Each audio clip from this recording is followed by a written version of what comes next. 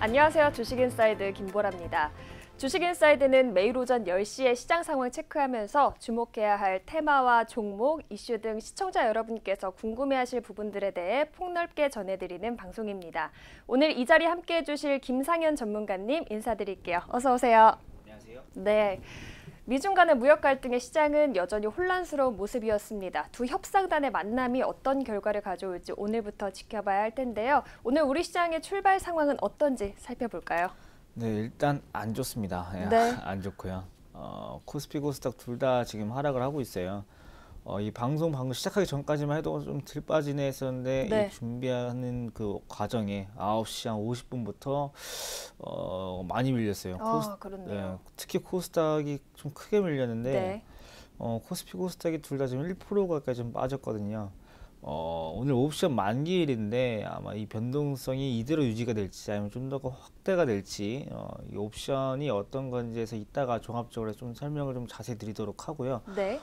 지금 국내 시황은 조금 웬만하시면 일단은 지금 10시잖아요. 오늘은 웬만하면 매수를 하지 않는 게 좋겠다부터 말씀드리도록 하겠습니다. 네, 오늘 양시장 하락폭을 키워가는 모습입니다. 오전장 시황 잠시 점검해봤고요. 목요일 김상현의 마켓 인사이드 미국 시장 이야기로 출발해볼까요? 네, 일단 미국 시장 제가 항상 보여드리는 것부터 네. 보고 좀 넘어가겠습니다. PKW는 미국 증시 상황이랑 비슷비슷하게 움직이고 있고요. 근데 주로 뭐 하락은 많이 했었는데 갭으로 빠졌다가 좀 오후에 그러니까 미국 시간으로 오전에 갭으로 빠졌다가 오후에 회복하고 이제 이 색상이 녹색이 양봉입니다. 우리나라는 이렇게 빨간색이 양봉이잖아요. 근데 미국은 반대로 여기 있는 빨간색은 음봉이고 초록색은 양봉이거든요. 보시면은 개파락했다가 올라오고 개파락했다가 올라오고 어제도 조금 하락했다가 이제 올라왔었고요. 보통 이런 움직임은 대부분 그 무역 협상이 뭐 안 좋아진다고 해서 이제 아침에 빠졌다가 장중에 이제 트럼프 대통령이 뭐 좋은 말 할 때마다 조금씩 올라오고 이제 이런 모습이 좀 많았고요. 네. 이제 그 다음에 이제 HYG 이제 정크본드인데 그저께 미국 증시가 급락할 때 많이 하락했다가 어제 좀 반등을 좀 했었는데요. 지금 전반적인 그 경기 전망이나 금리에 대해서 영향을 많이 받는데 그거 말고는 뭐 특별한 동향이 없었고 전반적으로 지금 미국 증시 상황이랑 비슷하게 지금 움직이고 있는 것 같고요. 네. 그 다음에 이제 10년채 이제 금리인데 그러니까 백악관에서 중국이 무역 협상에 타결을 원한다라는 의사가 나오기 전까지는 하락을 했다가 여기 보시면 아래 꼬리가 좀 보이실 거예요. 네. 근데 백악관에서 이제 그 말을 하고 나서 이제 대차익이 반등을 해줬거든요. 그러니까 이게 안전자산에 대해서 그러니까 이 채권 금리가 내려간다는 것들은 채권 수요가 올라간다는 거고 채권 수요가 올라간다는 거는 안전자산에 대한 선호가 있다는 건데 지금 무역 협상에 대해서 지금 별로 안 좋은 소리가 나오니까 안전자산 선호 심리가 나와서 금리가 하락을 했다가 백악관에서 좋은 소리를 하니까 이제 회복을 했었는데 일단 이 부분은 조금 좋게 보는 방향이죠. 증시 방향이나 역행하지도 않고 네. 전반적으로 증시가 안 좋은데 안 좋은데도 이게 금리는 올라오고 있는 거 보면은 아무래도 조금 이제 안정화를 좀 되찾지 않을까 싶고요. 여기 그 미국 증시가 좀 안정화를 되찾을 거라는 그 근거가 이제 여기서 나오는데요. 네.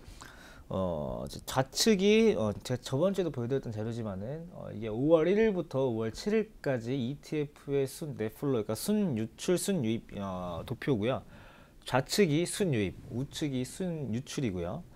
왼쪽에 이제 첫 번째 보시면은 뱅가드 S&P 500이라고 있을 거예요. 그러니까 뱅가드 S&P 500은 이름 그대로 S&P 500을 추종하는 그냥 패시브 펀드입니다. 그냥 네. S&P 500이 올라갈 것 같으면 사시면 되시고 떨어질 것 같으면 팔면 되는 건데 5억 7,600만 달러 정도 순유입이 들어왔었고 지금 S&P가 좀 빠지는데도 이런 ETF에는 오히려 자금이 들어오고 있어요. 그러니까 저가에서 조금 사는 움직임들도 있고 지금은 조금 단기적으로 낙폭이 좀 과대하다는 판단이 있는지 지속적으로 들어오고 있고요. 그 다음에 이제 Financial Select Sector SPDR 펀드가 있는데 이름에서 보시면 아시겠지만은 파이낸셜, 금융주 관련 위주예요. 네. 그러니까 금융주들을 모아둔 그 ETF인데 우리나라에도 이런 거 있습니다. 자동차 관련주, 뭐 금융 관련주, 은행 관련주 이렇게 있는데 이거 미국 기준이고요. 일단 지금 금융주에 자금이 몰리는 것들은 솔직히 더 의외입니다. 지금 원래 경기가 안 좋을수록 금융주들이 먼저 무너지게 되어 있는데 오히려 이런 금융주들에 지금 자금이 몰려들고 있고, 그러니까 첫 번째로 S&P 500 전체적으로 추정하는 ETF 자금이 들어오면서 추가적으로 금융주까지 들어온다. 일단 이거는 그 다음에 이제 세 번째까지 엮여서 볼게요. 세 번째 iShares 본드 USD 하이 일드 코퍼레이트 본드 ETF. 제가 그 HYG 보여드리는 거 그거거든요. 지금 은행주랑 그 HYG 동시에 지금 자금이 많이 들어오고 있는데 일단 트럼프가 그 관세 때문에 그 지금 뭐 채권이나 정크본드 이런 것들을 좀 하이일드 이런 것들은 좀 안 좋게 봐야 되는 건데 원래 경기 전망이 안 좋을수록 더 안 네. 좋아야 되는데 오히려 돈이 들어와요. 그러니까 이 오. 부분은 조금 신경 써서 다시 한번 봐야 되는데 네.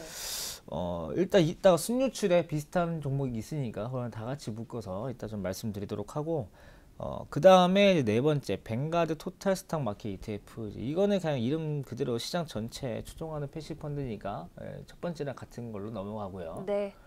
그 다음에 이제 컨슈머 디스크리셔너리 셀렉트 섹터 SPDR 펀드. 그러니까 두 번째 거랑 이름이 비슷한데 앞에 이거 두 명사구만 다를 거예요.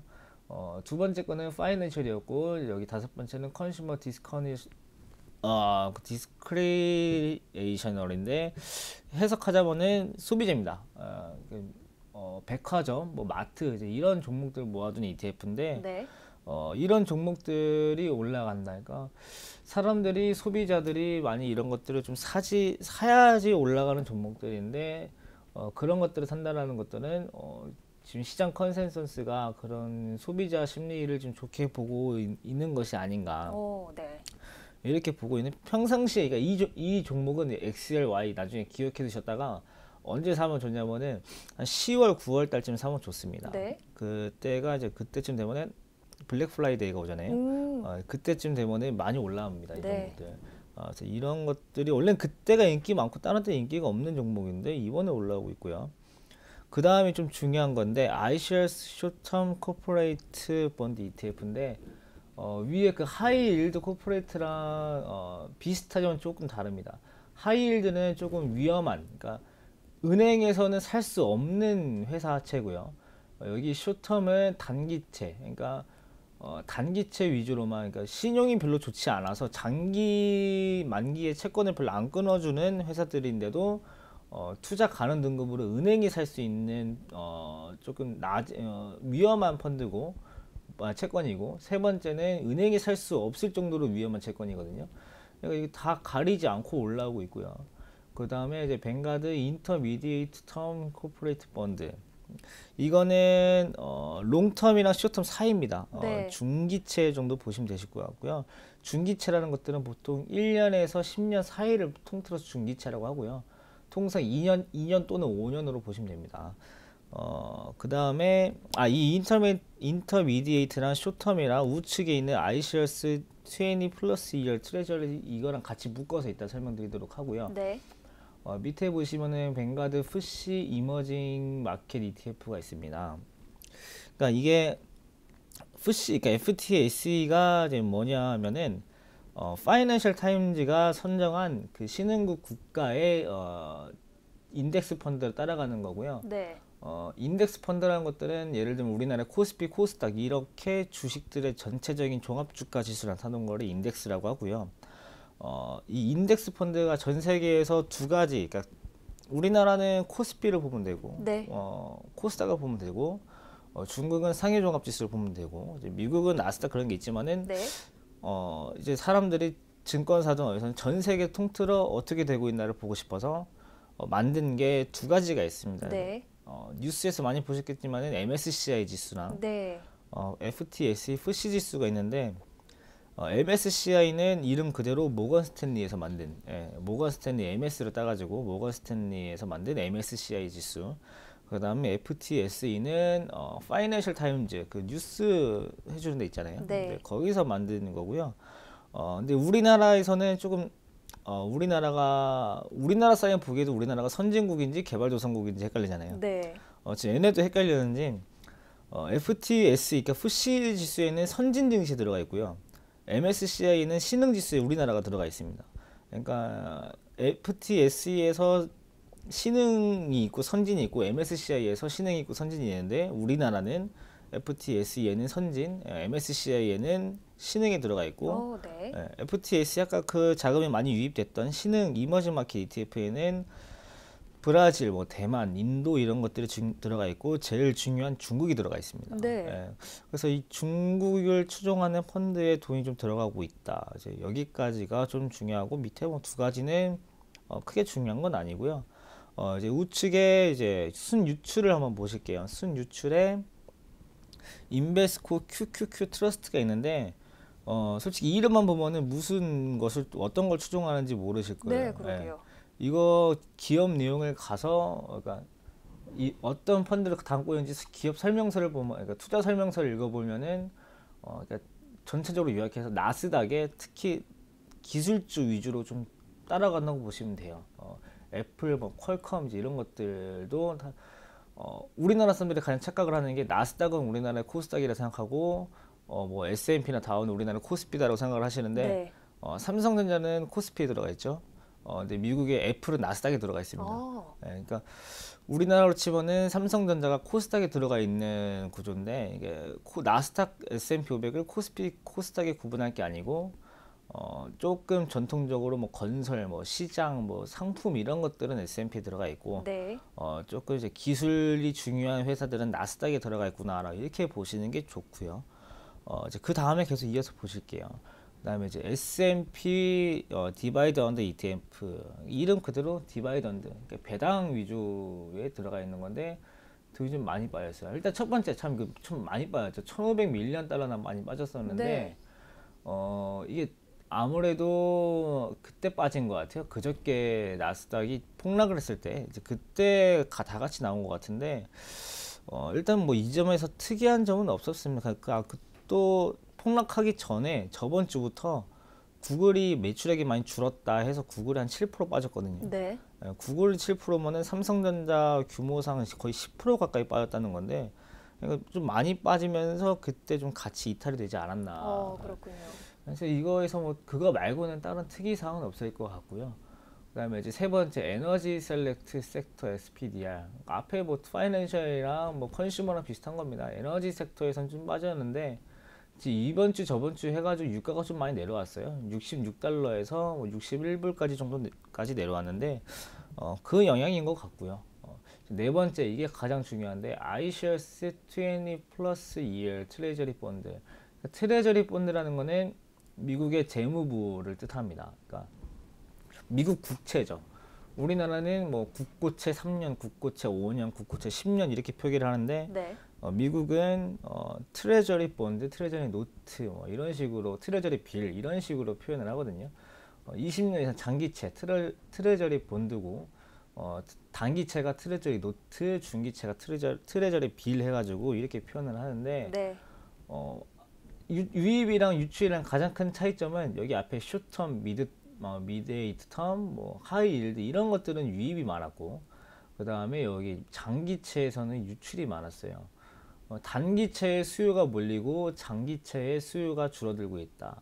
그러니까 수요가 몰리면은 가격이 올라가고 수요가 줄어들면은 가격은 떨어지게 되어 있잖아요. 네. 채권의 가격이 올라가면은 수익률이 금리가 떨어지게 되어 있고 금리가 오르면은 반대로 가격이 떨어지게 되어 있는 구조인데 보시면 단기채에 수요가 몰렸으니까 단기채 가격들이 올랐을 거고 단기채의 금리는 떨어졌을 겁니다.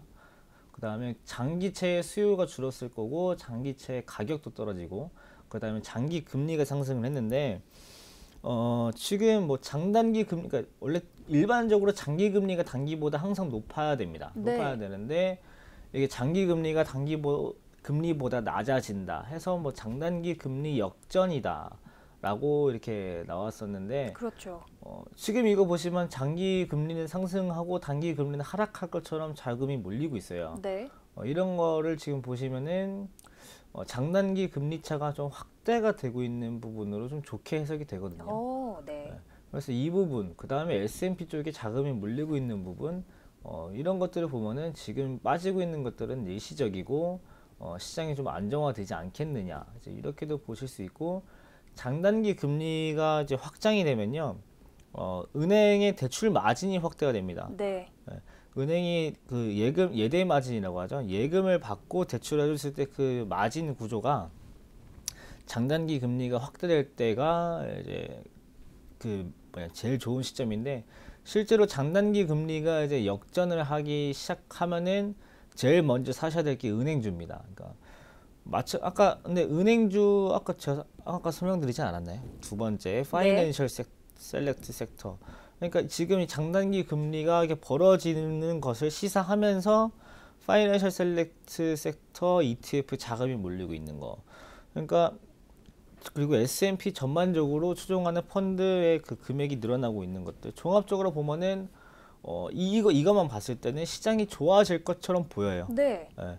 그러니까 이게 뭐 완전 허무맹랑하게 나온 자료가 아니고 되게 ETF라는 게 사실 우리가 개인적으로 매수하고 매도하는 그 금액이나 사이즈가 완전 다릅니다. 거의 대부분은 이쪽으로 위주로 움직이기 때문에 솔직히 그 기관의 입장에서도 삼성전자랑 뭐 이것저것 나눠 가지고 사는 게 편하겠습니까? 그냥 코스피를 사는 게 편하겠습니까? 네. 이제 그런 식으로 해가지고 모든 뭐 큰 손들은 또 한 종목 사는 금액을 들어가기도 어려워서 차라리 이런 것들을 많이 그렇게 써먹으려고 만든 게 ETF거든요. 네. 근데 그런 자금들이 이런 시그널을 보내고 있다. 뭐 나스닥은 뭐 잠깐 뭐 구글의 실적 때문에 많이 빠졌지만은 장단기 금리가 확대되면서 은행주들 그리고 전반적으로 S&P 미국 시장 전반적으로 ETF 유입이 되고 있다. 이런 것들은 시장이 앞으로 좋아질 것을 시사를 하고, 그러면은 지금 시장이 빠지는 것들은 일시적으로 보시면 된다인데, 지금 시장이 빠지는 것들은 어쨌든 무역 분쟁 때문이니까요. 네. 이 무역 분쟁에 대해서만 잘 해결이 된다 그러면은 해결이 될 것 같고, 어제 말씀드린 것처럼 해결이 될 것 같이 보이고, 해결이 되면서 올라올 거기 때문에 제가 지금 말씀드리는 건 미국 시황을 지금 여태까지 위주로 말씀드렸지만은 우리나라도 동일합니다. 지금은 남들이 매도할 때 같이 매도할 때가 아니고, 그렇다고 남들이 파니까 난 사야지가 아닙니다. 그냥 같이 안 팔고 있다가 남들이 팔고 금액이 줄어들어서 돈이 이제 별로 없을 때 이제 저희들은 원래 가지고 있던 분들은 그때서 조금 더 물량을 확대하는 편으로 가셔야 되지, 남들 팔 때 같이 팔고 살 때 같이 사면은 이거 손실이 점점 커질 수밖에 없습니다. 네. 남들 살 때 같이 못 사더라도 남들 팔 때 같이 안 파시면 됩니다. 그것만 좀 주의를 하시고, 무역 분쟁에 대해서는 지금 이제 어제 뉴스가 좀 많이 나왔어요. 새벽에 2시, 12시, 1시, 2시, 3시 뭐 시간별로 뉴스가 나오던데, 네. 저도 어제 새벽에 트럼프 대통령 트위터를 켜놓고 있었어요. 네. 근데 참 별의별 말을 다 하더라고요. 트럼프 대통령이 지금 기업 이름이 갑자기 생각이 안 나는데, 네. 어떤 기업이 어떤 회사를 매각을 하기로 나한테 뭐 전화를 했었다, 이런 내용을 올렸어요. 그 기업이 공시를 내기도 전에 이제 그거를 먼저 트럼프가 트윗을 해버리니까, 네. 그 기업의 주가가 어제 217%가 올랐거든요. 미국은 상한가 제도가 없습니다. 네. 올라갈 때 무작정 올라가는데, 매각 공시도 안 나오는데 트럼프가 제가 매각한데 이렇게 트윗 하나 때문에 217%가 올랐고요. 그건 좀 보내지만은 트럼프는 트위터에서 중국의 류허 부총리가 우리랑 협상을 잘 하고 싶대라고 메시지를 보내왔어. 네. 이런 것들부터 시작을 해가지고 계속 트위터를 올릴 때마다 시장이 왔다 갔다 했어요. 그러니까 전반적으로는 무역 협상이 지금은 제일 큰 이슈이기 때문에 그 부분만 좀 체크하고 넘어가면 될 것 같습니다. 네, 알겠습니다. 미국의 ETF 자금 흐름 살펴봤는데요. 현재 시장의 불확실성 요인들, 미중 무역 갈등에도 불구하고 자금 유입 등의 흐름으로 봐서는 분위기가 전체적으로 나빠 보이지 않는 모습입니다. 이어서 중국 시장도 살펴볼 텐데요. 현재는 아무래도 시장의 경계 심리가 좀 커 보이는 모습이죠. 예, 지금 상해 종합 지수도 많이 떨어졌어요. 네. 2,893 정도, 오늘 어떻게 될지 모르겠지만 10분 뒤에 열리네요. 더 떨어질 것 같은데요. 상해 종합 지수 이거 차트를 한번 좀 보고 넘어가야 될 것 같습니다. 네. 상해 종합 지수가 예, 여기 있네요. 제가 여기에 지금 이동 평균선을 좀 지어놨죠. 여기 이동 평균선을 하나 좀 추가를 해볼까요? 여기에 핑크 색깔 선이 있습니다. 핑크 색깔 선이 이제 여기 보시면 121선이죠. 네. 121선이 2,800을 가리키고 있는데 아무래도 이 부분까지는 조정이 나올 수 있지 않을까 싶습니다. 그러니까 어제 또 말씀드렸지만은 저는 트럼프가 내일 관세를 부과할 것처럼 생각을 합니다. 네. 예, 트럼프가 관세는 부과할 것 같고 그것 때문에 피해는 발생할 것 같으니 일단 오늘과 내일도 떨어질 거라고 생각을 하는데 그 시점은 한 이 정도 2,800 정도까지 내려올 것 같습니다. 네. 그러니까 어제 생각보다 잘 버텼잖아요. 그러니까 이거 그저께죠. 그저께 생각보다 잘 버텼었는데 버틴 이유가 지금 뭐 과정이 좋아서가 아니고 중국에서 곧바로 뭐 대처를 했기 때문인데 이 과정이 어떻게 됐냐면은 그 로버트 라이트하이저 USTR 대표랑 스티브 무누신 재무장관이 트럼프 대통령의 관세가 발효될 것이라고 이제 그분들도 말씀을 하셨어요. 네. 그러면서 진짜 관세가 부과가 되겠구나 하면서 이제 장대 음봉이 나왔고, 근데 이제 관세가 붙을 것으로 확신을 하고 있는데 뭐 협상이 잘 될 것 같다라고 해서 올라왔었는데 그 사이 그 과정에 뭐가 있었냐면은 중앙은행이 그 조금 100억, 그러니까 은행 자금이 100억 위안 아래인 은행 애들한테 지준율을 조금 낮춰줬습니다. 네. 11.5%에서 8%로 낮춰줬는데, 그러면은 뉴스에서 많이 나왔던 지준율, 그러니까 지준율이 무엇이냐 하면은 지급 준비율인데, 이게 이제 은행이 이제 제가 만약에 1,000만 원을 은행에다 맡기면요, 은행은 제가 만약에 그 K 은행에다가 1,000만 원을 맡겼습니다. 그럼 우리나라 지급 준비율이 10%라고 가정을 했을 때, 네. 그 K 은행은 100만 원을, 그러니까 1,000만 원에 대한 10%인 100만 원을 한국은행에다 예치를 해야 됩니다.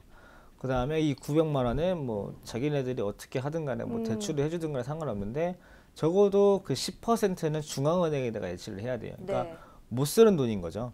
이런 것들을 지준율이라고 하는데 지준율을 11.5%에서 8%로 낮춰줬다는 것들은 야, 우리한테 돈 좀 덜 맡겨도 되니까 그 돈 열심히 좀 더 다른 사람한테 뭐 대출을 해주든 간에 뭘 하든 간에 좀 해라, 이런 뜻이거든요.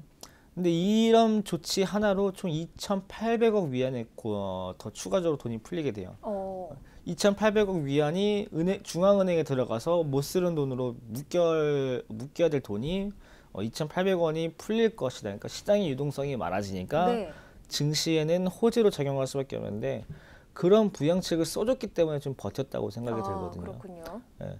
근데 이게 우리나라도 그렇고 유럽이든 미국이든 다 같이 묶어서 중국이랑은 좀 반대로 보셔야 됩니다. 중국은 일단 공산주의 국가고요. 네. 그 다음에 지준율 정책이라는 것들은 원래 조금 금융 후진국에서 쓰는 정책입니다. 그러니까 우리나라도 지준율 정책을 안 씁니다. 별로 효과가 없기 때문인데요. 근데 중국은 이게 국가 통제력이 강하기 때문에 어떤 정책을 하든 간에 바로바로 효과가 나타나요. 네. 이게 공산주의 국가의 장점이기는 하지만은 사실 그 우리나라 중앙은행도 그렇고 미국의 FOMC도 그렇고 원래 그러니까 행정부의 말을 안 들어도 되는 기관이에요. 독립된 기관이기 때문에 우리 뭐 학생 때 많이 배우잖아요. 입법부, 사법부, 뭐 행정부는 뭐 3권 분립해가지고 이렇게 하는데 네. 중앙은행도 완전 거기에 분리된 기관이거든요. 그러니까 이게 서로 관련이 없는 기관인데 중국은 그냥 말 한마디면은 중앙은행도 네 알겠습니다 하고 바로 해버립니다. 네. 근데 보통 이런 것들을 언제 하냐면은 장 마감하고 하거든요. 시장에 충격을 좀 덜 주려고. 근데 좀 이번에 이례적으로 장 개시 전에 말을 해줬어요. 네. 그러니까 오늘은 빠지면 안 된다라는 것들이 좀 보이는데 아무래도 이번에 그러니까 내일 우리나라 시간으로 오후 1시에 관세가 이제 발표가 되면은 네. 아마 중국에서도 즉각적으로 주말 안에는 새로운 다음 주에 대비해서 새로운 통화 정책을 더 강력한 통화 정책을 가지고 오지 않을까 싶은데 네. 아무래도 관세 때문에 내일 당장 시장에 피해는 주겠지만은 중국 또한 좀 바로 회복이 가능하지 않겠냐. 또 저처럼 이 통화 정책이 나올 것을 기대하는 사람들이 있기 때문에 미리미리 좀 빠지는 것들은 대비가 될 것 같은데요. 그러니까 이게 중앙은행이 중요한 게 그런 겁니다. 어떤 현상이 발생하면은 나는 이런 것을 할 테야라고 미리미리 좀 힌트를 주는 포지션이 중요한데 저번에 파월이 힌트를 주지 못했다라고 제가 파월이 좀 실수한 거 아니냐라고 네. 말씀드렸잖아요. 이렇게 어떤 현상이 발생됐을 때 우리나라 통화 당국은 이런 통화 정책을 발표할 겁니다라고 힌트를 줬기 때문에 아무래도 빠지는데 그 빠지긴 빠지더라도 저번처럼 6% 가까이 빠지는 이런 불상사가 나지는 않을 것 같고요. 그러니까 이번에는 좀 빠지면은 잡는 정도, 빠졌을 때 낚아채는 정도가 제일 중요할 것 같고, 일단은 거듭 말씀드리지만은 내일 25% 관세가 한 80%, 70% 이상은 나올 것 같으니까 오늘은 좀 잘 사려서, 그러니까 이번 주는 계속 잘 사려서 다음 주 시장을 좀 노려보는 게 중국도 좀 마찬가지인 입장입니다. 네, 그렇군요. 이번 주 중국의 25% 관세가 적용이 된다면 중국 경제와 또 증시에 아무래도 큰 타격을 받게 되겠죠. 현재도 시장은 경계심이 좀 강한 모습인데요. 이번 주 미중 무역 갈등의 방향 잘 살펴보셔야겠습니다. 이어서 국내 시장도 살펴볼게요. 국내 시장 분위기도 좀 안 좋은 건 비슷할 것 같아요. 예, 그러니까 조금 안 좋네, 좋지 않네라고 봤다가 제 방송 시작함과 동시에 이제 코스피 코스닥 빠지는 거 보고 네. 진짜 안 좋네 아, 그러게요. 이 생각까지 왔는데 네.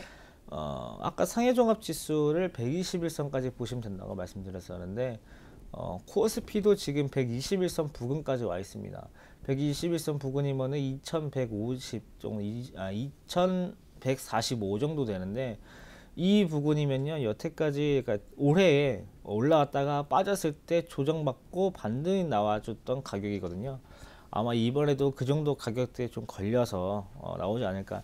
저번에 이제 이 3월 초에도 120일에 한번 걸쳤다가 반등을 해줬고 그 다음에 여기 3월 말에도 120일에 걸쳤다가 반등을 해줬었는데 이번에도 마찬가지로 이쯤에서 반등이 나오지 않겠냐 이건데 일단은 우리나라는요 미국이랑 중국처럼 좀 경제 지표가 좋게 나오지가 않아요. 네. 예, 좀 경제 지표라도 좋게 나와야 우리나라 좀 뭔가 기대라고 뭔가를 할 텐데 지금 전혀 그런 것들이 없기 때문에 우리는 그냥 미국이랑 중국이랑 위 옆에 양 형님들이 잘 풀어주기를 좀 잘 해결해주기를 이거밖에 기댈 수가 없는데 네. 일단은 미국이랑 중국이랑 마찬가지로 내일까지는 시장이 안 좋을 예정이니까 네. 아까 말씀드렸던 전략 남들 팔 때 그러니까 오늘 내일 좀 떨어진다고 같이 파시지 마시고 조금 더 확인을 한 다음에 다음 주에 매매를 하시는 게 낫지 이번 주는 그냥 조용히 시장을 떠나 계시는 게 좋겠습니다. 네. 그리고 일단 오늘 그 내일 무역 전쟁 말고도 오늘 좀 중요한 게 오늘 옵션 만기일이죠. 그렇죠. 네, 일단 옵션 만기일 뭐 되면은 뭐 다른 TV도 그렇고 TV 뭐 한 무슨 TV 뭐 매 무슨 TV 많잖아요. 네. 거기서 나오시는 전문가 분들을 포함해서 주로 하시는 그분들도 아시겠지만은 말 실수를 좀 하시는 분들이 계세요. 네. 옵션 만기일이기 때문에 시장이 좋지 않을 겁니다. 어. 이렇게 말씀하시는데 네. 일단 오늘은 지금 시장이 별로 안 좋기 때문에 시황이 별로 좋지 않고 그래서 오늘은 시장 안 좋을 겁니다. 오늘 옵션 만기일에 시장 안 좋을 건데 그냥 근데 이 말이 조금 일부는 맞지만 좀 전체적으로 좀 틀린 부분이 있어가지고 네. 옵션 만기일에는 시장이 좋지 않습니다라는 말은 웬만하면은 틀렸다고 보시면 됩니다. 네. 예, 이게 옵션 거래를 안 해보신 분들이 그냥 여태까지 경험적 측면으로 옵션 만기일에는 별로 시장이 좋지 않구나라는 그 경험 때문에 나온 말인데요. 네. 실제로 옵션 거래를 해보게 되면은 그게 아니구나라는 좀 생각이 들어요.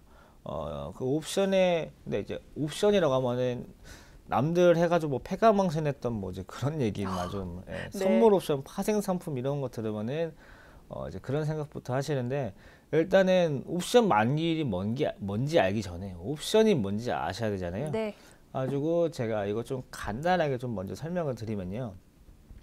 일단 우리가 지금 뭐 HTS에서 주문을 할 수 있는 게 주식이 있고 선물이 있고 그다음에 이제 옵션이 있어요. 주식은 그냥 주식이고 이제 선물이랑 옵션을 포함해서 이제 파생 상품이라고 하는데요. 제가 이제 준비해 좀 도표를 좀 볼게요. 일단 주식 투자라는 것들은 해당 기업이 앞으로 성장을 해서 주당 가치가 상승할 것인지 하락할 것인지 예상을 하고 매수를 해가지고 상승하면 수익이고 하락하면 손실이 발생하죠. 네. 이제 선물이라는 것들은 코스피 200이 기초 자산이고 향후에 코스피 200 지수가 상승할 것인지 하락할 것인지 예상을 한 다음에 롱 포지션 또는 숏 포지션을 잡고 거기에 따라서 손익이 발생합니다. 만약에 롱 포지션을 잡았으면은 지수가 올라가면 수익, 내려가면 손실. 숏 포지션을 잡았으면은 내려가면 수익, 올라가면 손실입니다. 그러니까 선물 투자를 하실 수 있는 분들이시면은 주식이 내려가도 우리나라 시장이 내려가도 수익이 날 수 있는 구조이기 때문에 아주 좋은 상품이고요. 이제 옵션으로 보시면은 코스피 200을 기초자산으로 하는 건 선물이랑 똑같습니다. 네. 대신에 뭐가 다르냐 그러면은 향후 코스피 200 지수가 해당 포인트까지 상승할 것인지 또는 상승하지 못할 것인지 하락을 할 것인지 하락하지 못할 것인지 총 변수가 네 가지입니다. 그렇군요. 여기에 따라서 프리미엄의 차익으로 손익이 발생하는데 네. 만약에 상승할 거라고 해서 콜 매수를 했는데 상승을 못 한다거나 하락하면은 손실이 발생하지만은 올라갈 경우에는 수익이 나는 구조고요. 나머지도 마찬가지인데 네. 자, 특히 빨간 박스 쳐놨죠. 빨간 박스 쳐놓은 부분이 지금 이해가 안 될 겁니다. 뭐 그냥 상승 아니면 하락이지 뭐 상승하지 못한 거 뭐고 하락하지 못하는 건 뭐냐 이해가 안 되실 것 같아서 이제 가져왔는데 일단 옵션의 내재 가치라는 게 옵션의 가치라는 건요. 어떻게 보셔야 되냐면은 5월 만기까지 그러니까 이번 옵션 만기는 매월 두 번째 주 목요일 아니고 두 번째 목요일입니다. 두 번째 목요일까지 300포인트까지 갈 확률보다는 7월에 300포인트를 갈 확률이 높겠죠. 네. 아무래도 그냥 당연하게 상식적으로. 그렇죠. 그러면은 가치는 당연하게 5월 만기인 300포인트 행사가 옵션보다 7월 만기인 300포인트 행사가의 프리미엄이 더 비싸야 됩니다. 여기 보시면은 5월, 그러니까 지금 어제 저녁에 제가 이거 만들면서 가져왔던 건데 지금 300포인트짜리 콜 행사가 프리미엄이 0.01입니다. 근데 반대로 이제 7월 두 번째 목요일까지 300포인트 프리미엄은 0.71입니다. 당연히 이게 이만큼 비싸다는 거고요. 네. 그러면은 당연히 만기가 이게 거꾸로 보시면은 이게 행사가가 높은 이렇게 위쪽에 있는 콜이랑 행사가가 완전 바닥에 있는 풋 이 양쪽들을 매도를 하면요. 상승하지 못한다, 하락하지 못한다라는 베팅이 되거든요. 콜 매도, 풋 매도는 상승하지 못한다랑 하락하지 못한다이기 때문에 제가 지금 6월달 300포인트짜리를 매도를 하고 180포인트짜리를 푼 매도를 하면요. 6월 두 번째 목요일까지 절대 300이랑 180까지 갈 일이 없어 라는 네. 가정하에 하게 됩니다. 실제로 갈 확률이 굉장히 적기 때문에 날짜가 하루 지나갈수록 이 가격이 떨어지게 돼요. 아까 제가 이제 매도는 가격이 떨어질수록 수익이고 네. 라고 말씀드렸기 때문에 하루 점점 수익이 쌓여가는 겁니다. 정말 돈 벌기 쉬운 구조죠. 네. 정말 당연한 거예요. 당연히 투자를 하는 거기 때문에 대신에 이제 0.01까지 갔을 경우 그러니까 실제로 0.05까지 왔을 경우 더 내려갈 곳이 없기 때문에 그쯤 되면은 청산을 하기 시작하는데요. 그 부분이 언제냐면은 두 번째 주입니다. 옵션 만기주. 네. 만기가 거의 가까워졌기 때문에 나는 이 매도를 굳이 할 필요가 없다. 네. 그러면 이 당연한 것들을 다 하지 왜 안 하느냐? 네. 이게 여기 왼쪽에 보시면요. 만약에 제가 오늘 287.5짜리 행사가 콜을 매수를 했는데 실제로 올라가서 지금 290까지 왔을 경우에는 이 프리미엄이 0.02짜리가 0.4까지 올라가면서 이 수익률이 20배가 나올 겁니다. 네. 20배면은 말이 20배도 2000%입니다. 하루 만에 2000%의 수익률이 나올 수 있는 아주 대단한 구조인데 반대로 이걸 매도했던 사람은 그 사람한테 2000%를 내줘야 됩니다. 내가 투자한 금액의 20배를 빚져가지고 갚아줘야 돼요. 네. 그러니까 손실이 엄청나게 크게 발생하는 구조이기 때문에 그게 더 이상 내려가서 기대되는 수익률보다 그 손실이 더 많은 경우에는 청산을 해버리게 되는데 이번에는 그게 많이 이게 두 번째 주에는 많이 청산이 되고 만기에는 다 없애버리기 때문에 양쪽에서 막아주는 그 장치들이 없어져요. 그러면은 이제 만약에 저는 그러니까 기관에서는 한 5%는 안 떨어지겠지라고 푼 매도를 해놨는데 실제로 3% 4%까지 떨어지게 되면은 기관에서는 다른 돈을 가지고 그 지수를 좀 올려주면서 이런 반발 매도가 나오는데 만기일 때는 이미 그런 자기네들이 이런 매도 물량들을 다 뺐기 때문에 그 방어벽이 없어지거든요. 네. 이런 것 때문에 시장이 안 좋을 때는 더 안 좋아지고 좋을 때는 더 좋아지는, 그러니까 변동성이 엄청나게 커지는 날을 옵션 만기라고 하는 거고, 근데 이렇게 커질 것을 알기 때문에 다들 쉬쉬하면서 사리기 때문에 변동성이 별로 없는 날이 많은데 보통 1년 중에 10번은 거의 변동성이 거의 없고요. 네. 1년에 2번 정도는 변동성이 크게 나오는데 예를 들어서 작년 10월에는 하루 만에 18,000%의 수익률까지 나오는 가격이 나왔어요. 4만 프로까지 나왔어요. 순간적으로 네. 4만 프로까지 하루에 4만 프로 수익률 나오는 구조까지 나왔었는데 이런 것들이 없어졌으니까 옵션 만기일에는 주식시장이 안 좋은 것이 아니라 상승을 하던 하락을 하던 반발 매수 반발 매도 이런 것들이 다른 날보다 나올 확률이 적기 때문에 크게 상승하거나 크게 하락할 수 있는 날, 그러니까 변동성이 다른 날보다 크고 사람들은 좀 위험을 회피하려고 하는 심리가 있기 때문에 일반적으로 옵션 만기라는 변동성이 거의 없어서 체감상 시장이 좋지 않구나라고 느낀다. 네. 이렇게 생각하시면 될 것 같습니다. 네, 그렇군요. 옵션 만기일이라고 해서 주식시장이 꼭 나쁘지만은 꼭 안 좋은 건 아니다. 무조건적으로 그렇게 생각할 필요는 없겠네요. 네, 우리나라 시장은 아무래도 글로벌 이슈에 영향을 많이 받다 보니까 이번 주 미중 무역 협상 어떻게 진행이 될지 잘 살펴보시고요. 시장의 대응 전략 세워보셔야겠습니다. 자, 오늘 이렇게 김상현 전문가님과 함께 미중 시장 상황, ETF, 선물 그리고 옵션에 대한 내용까지 정리해봤습니다. 아쉽지만 여기서 인사드릴게요. 오늘 도움 말씀 주셔서 감사합니다. 감사합니다.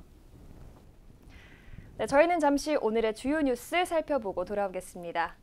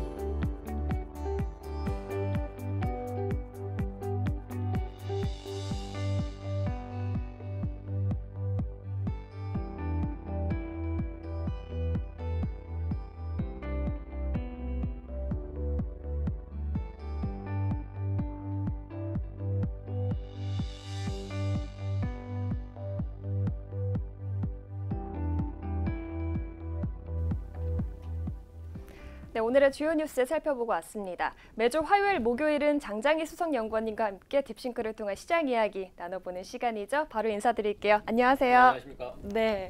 자, 딥싱크 현안 차트 보면서 시장 상황 살펴볼까요? 예, 오늘은 뭐 장 상황이 썩 좋지가 않네요. 네. 예, 아무래도 미중 무역 협상 이슈가 또 시장을 압박하고 있는 와중인데요. 네. 그래도 뭐 다행인 것은 일단 딥싱크를 사용하시는 뭐 서비스를 받으시는 분들 입장에서는 굉장히 뭐 크게 무리가 없는 지금 시장 전개가 되고 있다라는 측면은 그나마 안도가 되지 않나 싶습니다. 네. 지금 전체적인 상황을 보게 되면 지금 이 빨간 선이 지금 딥싱크 쪽에서의 수익 차트인데요. 뭐 확연하게 지금 차이가 나고 있죠. 하방 쪽에서 지금 현재 코스피 코스닥 다 시장 상황 좋지 않습니다. 네. 다 마이너스 지금 2% 3%대를 벗어나고 있는 상황들인데 지금 현재 딥싱크 쪽에 있는 포트폴리오는 많게는 지금 8%까지 지금 상승을 하고 있고 뭐 조금 뭐 밀리는 정도는 시장 정도 살짝 밀리는 수준이지만 전체적으로 시장보다 지금 굉장히 큰 폭으로 상승을 하고 있다라고 보시면 되겠습니다. 특히 현재 가장 두각을 나타내는 게 이제 4월 25일자인데요. 4월 25일자 차트를 잠깐 한번 살펴보시죠. 자, 4월 25일자 차트를 보시면 이제 4월 25일에 서비스가 나간 그 포트폴리오 종목들의 수익률이라고 보시면 됩니다. 네. 현재 시장 자체가 굉장히 25일부터 반등을 했어요.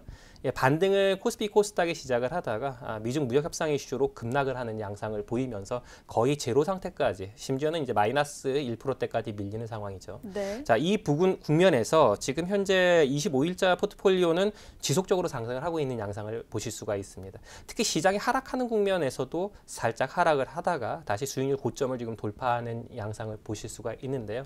자, 이러한 양상들은 최근에 시장의 패턴과 특징을 잘 이해하셔야지 파악하실 수 있는 부분이다라고 일단 말씀을 드리겠습니다. 네. 자, 이런 부분들이 지금 나타나고 있는 이유는 앞서서 제가 시장에 대해서 여러 가지 말씀을 드렸었어요. 앞서서 과거에 보게 되면 특히 이제 이 국면이죠. 상승 국면 이후로 과매수 국면에서 시장의 탄력성이 둔화가 되고 있었다. 앞서서 누누이 말씀을 드렸고요. 네. 앞서서 이제 또 시장이 하락 패턴으로 전환이 됐다라고 하는 국면까지 말씀을 드렸는데 아쉽게도 지금 하락 추세가 이어지고 있는 상황이라고 보시면 됩니다. 지금 현재 상황으로는 거의 바닥까지 내려온 상황이에요. 지금 현재 보면 지수는 2150 정도 수준에서 이제 등락을 하고 있는 상황인데 현재 바닥 국면에서 2120선까지 이 국면이 굉장히 중요한 국면입니다.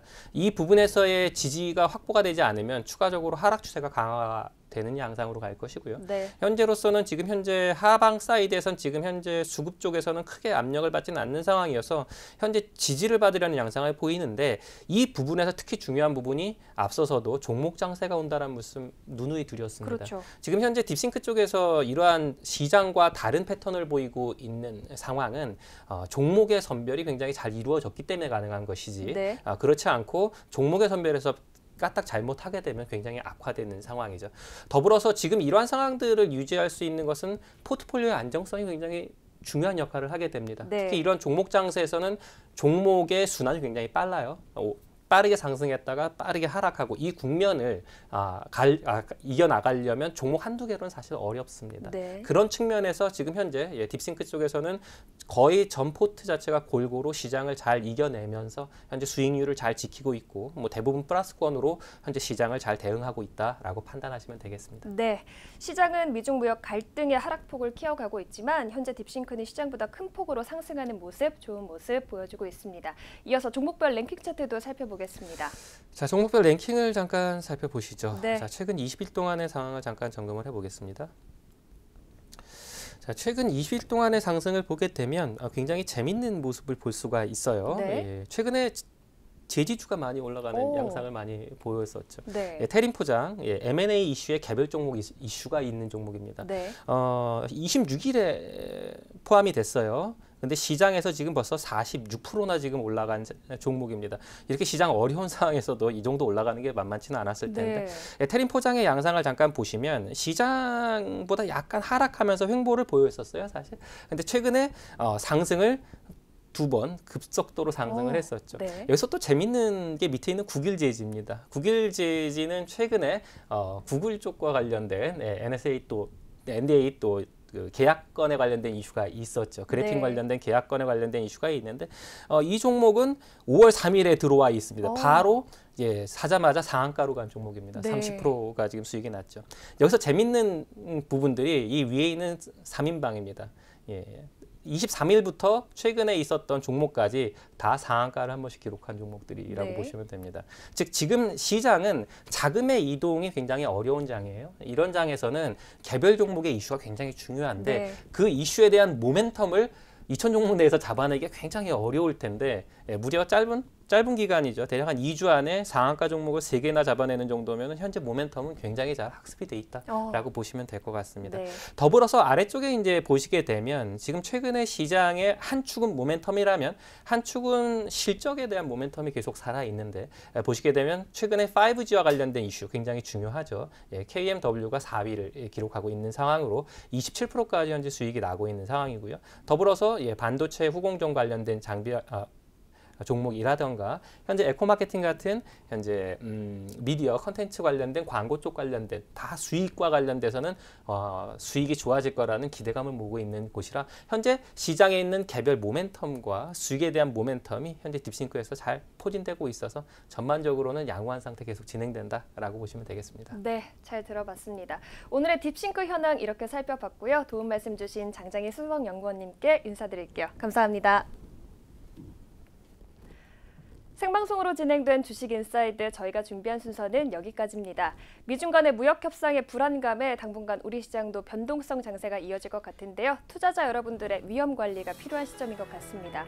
내일도 저희 주식인사이드와 함께 시장 대응 전략 세워보시죠.